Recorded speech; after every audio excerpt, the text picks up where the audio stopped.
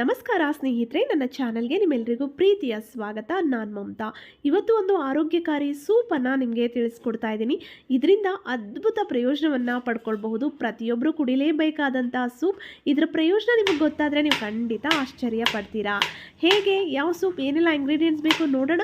ಅದಕ್ಕೂ ಮುಂಚೆ ಹೊಸದಾಗಿ ಚಾನಲ್ನ ನೋಡ್ತಾ ಇದ್ದರೆ ಸಬ್ಸ್ಕ್ರೈಬ್ ಮಾಡಿಕೊಂಡು ಸಪೋರ್ಟ್ ಮಾಡಿ, ವಿಡಿಯೋವನ್ನು ಲೈಕ್ ಮಾಡಿ, ಶೇರ್ ಮಾಡಿ. ಮೊದಲನೇದಾಗಿ ಬಾರ್ಲಿ ಬೇಕು. ಯಾಕೆಂದರೆ ನಾನಿವತ್ತು ರೆಡಿ ಮಾಡ್ತಿರೋದು ಬಾರ್ಲಿ ವೆಜಿಟೇಬಲ್ ಸೂಪ್.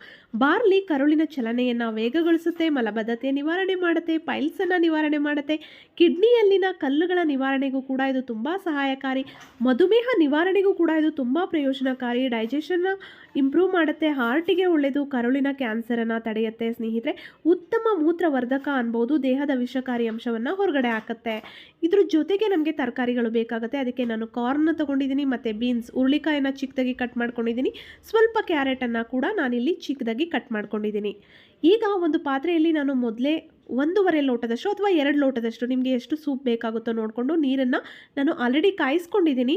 ಬಿಸಿಯಾಗಿರುವಂತಹ ನೀರಿಗೆ ನಾನು ಕಾರ್ನ್ ಮತ್ತು ಬೀನ್ಸ್ ಮತ್ತು ಕ್ಯಾರೆಟನ್ನು ಹಾಕ್ಕೊಳ್ತಾ ಇದ್ದೀನಿ. ತರಕಾರಿ ಬೇಯಬೇಕು ಸ್ವಲ್ಪ ಹೊತ್ತು, ತುಂಬ ಚೆನ್ನಾಗಿ ಬೇಯೋ ಅವಶ್ಯಕತೆ ಇಲ್ಲ, ಸ್ವಲ್ಪ ಪ್ರಮಾಣದಲ್ಲಿ ಬೆಂದರೆ ಸಾಕಾಗುತ್ತೆ. ತರಕಾರಿಯನ್ನು ನಾವು ನೀರಲ್ಲಿ ಬೇಯಿಸ್ಕೊಳ್ಳೋಣ. ಈ ಸೂಪ್ ನಮ್ಮ ಆರೋಗ್ಯವನ್ನು ಹೆಚ್ಚಿಸೋದ್ರ ಜೊತೆಗೆ ದೇಹದ ತೂಕವನ್ನು ಕೂಡ ಕಡಿಮೆ ಮಾಡುತ್ತೆ. ಯಾರು ಡಯಟ್ ಮಾಡ್ತಿರ್ತಾರೆ, ದೇಹದ ತೂಕ ಕಡಿಮೆ ಆಗಬೇಕು ಅಂದ್ಕೊಂಡಿರ್ತಾರೆ, ಅಂಥವರು ಈ ಸೂಪನ್ನು ಕುಡಿದ್ರೆ ಒಳ್ಳೆ ಪ್ರಯೋಜನ ಸಿಗುತ್ತೆ. ನೋಡಿ, ಸ್ವಲ್ಪ ಉಪ್ಪನ್ನ ಹಾಕಿ ನಾನು ತರಕಾರಿಯನ್ನು ಬೇಯಿಸ್ಕೊಳ್ತಾ ಇದ್ದೀನಿ. ಇದನ್ನು ಸೇವನೆ ಮಾಡೋದ್ರಿಂದ ನಿಮಗೆ ತುಂಬ ಬೇಗ ಹಸುವಾಗೋದಿಲ್ಲ. ನೋಡಿ, ನಾನು ಬಾರ್ಲಿಯನ್ನು ಪೌಡರ್ ಮಾಡ್ಕೊಂಡಿದ್ದೀನಿ.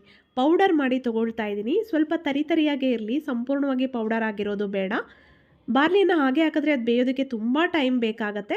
ಅದಕ್ಕೆ ನಾವು ಅದನ್ನು ಪೌಡರ್ ಮಾಡಿ ಹಾಕ್ಕೊಳ್ಬೇಕು. ತರಕಾರಿ ಬೆಂದಿದೆ ಅಂದಾಗ ನಾವು ಈ ಒಂದು ಬಾರ್ಲಿಯ ಪೌಡರನ್ನು 2 ಸ್ಪೂನ್ ಬಾರ್ಲಿ ಪೌಡರನ್ನು ಹಾಕ್ಕೊಂಡಿದ್ದೀನಿ. ಹಾಕ್ಬಿಟ್ಟು ಇನ್ನೊಂದು 3 ನಿಮಿಷದಷ್ಟು, 2 ರಿಂದ 3 ನಿಮಿಷದಷ್ಟು ನಾವು ಇದನ್ನು ಬೇಯಿಸ್ಕೊಂಡ್ರೆ ಸಾಕಾಗತ್ತೆ.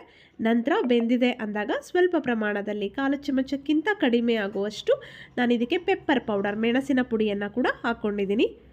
ಅದು ಕೂಡ ಆರೋಗ್ಯಕ್ಕೆ ತುಂಬಾ ಒಳ್ಳೆಯದು, ಡೈಜೆಷನ್ಗೂ ಕೂಡ ತುಂಬ ಸಹಾಯ ಮಾಡುತ್ತೆ, ದೇಹದ ಕೊಬ್ಬನ್ನು ಕೂಡ ಕರಗಿಸುತ್ತೆ. ಬಾರ್ಲಿ ದೇಹದ ಕೆಟ್ಟ ಕೊಬ್ಬನ್ನು ಕರಗಿಸುತ್ತೆ ಅಂತಲೇ ಹೇಳ್ಬೋದು. ರಕ್ತದಲ್ಲಿನ ಕೆಟ್ಟ ಕೊಲೆಸ್ಟ್ರಾಲನ್ನು ಇದು ನಿವಾರಣೆ ಮಾಡುತ್ತೆ. ಸ್ನೇಹಿತರೆ, ವೆಯ್ಟ್ ಲಾಸ್ಗೆ ತುಂಬ ಪ್ರಯೋಜನಕಾರಿ, ಎಲ್ಲರೂ ಸೇವನೆ ಮಾಡ್ಬೋದು. ನಂತರ ಸ್ವಲ್ಪ ನಿಂಬೆಹಣ್ಣಿನ ರಸವನ್ನು ಹಾಕ್ಕೊಂಡು ಇದನ್ನು ನಾವು ಬಿಸಿಯಾಗಿರಬೇಕಾದ್ರೇ ಸೇವನೆ ಮಾಡಿದ್ರೆ ಅದ್ಭುತ ಪ್ರಯೋಜನ ಸಿಗುತ್ತೆ. ಹೊಟ್ಟೆ ತುಂಬ್ದಂಗಿರುತ್ತೆ, ಡೈಜೆಷನ್ ಕೂಡ ಚೆನ್ನಾಗಾಗತ್ತೆ. ಪ್ರತಿಯೊಬ್ಬರೂ ಕುಡಿಬಹುದು. ಎಲ್ಲರ ಆರೋಗ್ಯಕ್ಕೂ ತುಂಬಾ ಇದು ಪ್ರಯೋಜನವನ್ನು ಕೊಡುತ್ತೆ. ಸ್ನೇಹಿತರೆ, ಯಾವ ಟೈಮಲ್ಲಿ ಬೇಕಿದ್ರೂ ಕುಡೀರಿ, ಅದ್ಭುತ ಪ್ರಯೋಜನವನ್ನು ಪಡ್ಕೊಳ್ತೀರಾ. ಸ್ನೇಹಿತರೆ, ವಿಡಿಯೋ ಇಷ್ಟ ಆಗಿದ್ದರೆ ವಿಡಿಯೋವನ್ನು ದಯವಿಟ್ಟು ಲೈಕ್ ಮಾಡಿ, ಶೇರ್ ಮಾಡಿ, ಅನಿಸಿಕೆ ಅಭಿಪ್ರಾಯಗಳನ್ನು ಕಮೆಂಟ್ ಮಾಡಿ. ಮತ್ತೆ ಭೇಟಿಯಾಗೋಣ. Thank you.